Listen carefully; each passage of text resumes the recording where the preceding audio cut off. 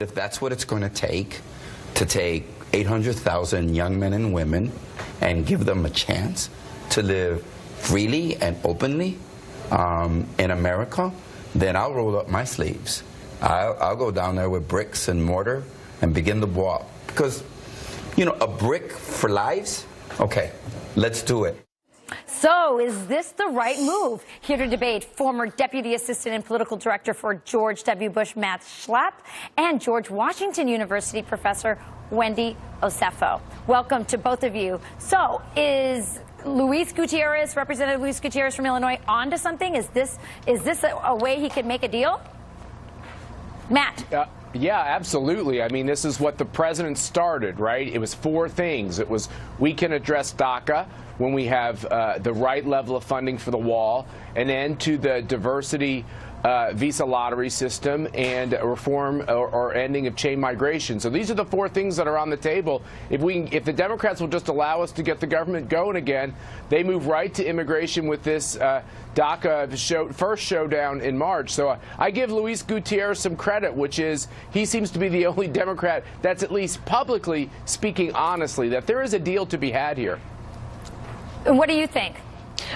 You know, at the end of the day, let's be very clear here. This government shutdown has to do with the 11 million illegal immigrants that are in this country. And if we are looking at the facts are the Democrats have not held the House of Reps since 2011, have not held the Senate since 2015, and have not held the presidency since January 20th, 2017. So what that means is that Donald J. Trump and his henchmen are holding dreamers hostage for a wall. And quite frankly, that wall does not secure the border in any way. All it's saying is that we do not want brown people in our country. If you want to secure our borders, you need to look at LAX or LaGuardia, where a lot of crime is happening. It's not about putting up a fictitious wall to try to say, let me finish, Matt, to say that we are trying to protect our borders when that is not the case. So we need to come together in a bipartisan manner to create a bill that has some level of border security as well as protection for dreamers. That's what needs to occur.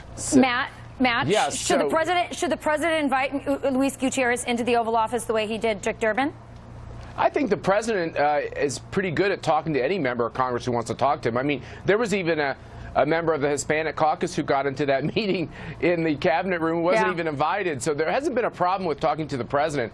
The issue is this is everyone wants to talk about race on the left. I love that. I love that it's about race. I'm sure you appreciate that, Rachel, that Republicans don't want brown people in America. I love that. My wife loves hearing that. That's insane. For the record, Matt is married to a Cuban American. Now I'm talking. That should be repudiated, which is we have a diverse country, but we have a country of laws. And the people who want to see a legal and orderly legal immigration the most are immigrants who have come here legally. They don't believe people should be able to jump in line just because Chuck Schumer wants to play politics over immigration. You have a president of the United States, a Republican president, who is doing the responsible thing on DACA and saying, I will talk to Democrats and Republicans in Congress and see if we can get immigration reform in a broad sense. And it's on the table. And political consequences for doing it. Quit calling him a racist.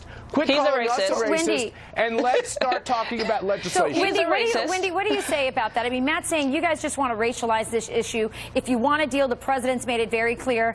Come to the table. Give me money for the wall. End chain migration. End the lottery system.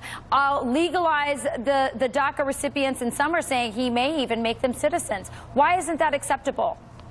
So first, Matt, Donald J. Trump is a racist. So let's be clear there. He's a racist. And as far as creating a bipartisan bill and saying that we should just bring it to the president, Graham and Durbin came together, created a bill that talked about dreamers. Let me finish, Matt. Let me finish again. Durbin and Graham came together, worked together to create a plan. The president said no. So don't sit here and make it seem as though the door is wide open for conversation when the door has been open. People have walked into it, and then Donald J. Trump has said, no, I don't want to look at that. So that's the issue. That is the issue. So let's talk about facts here. Really quick, Matt, really quick. Yeah, let me give a response to this. First of all, Durbin came to the White House with no bill, and Durbin broke the rules from the very beginning because cut out every other Republican and Democrat. Oh, here we go. Excuses. To hammer out a deal. No, there could be a deal, but it doesn't start with calling the president a racist. It just He's a racist. Work.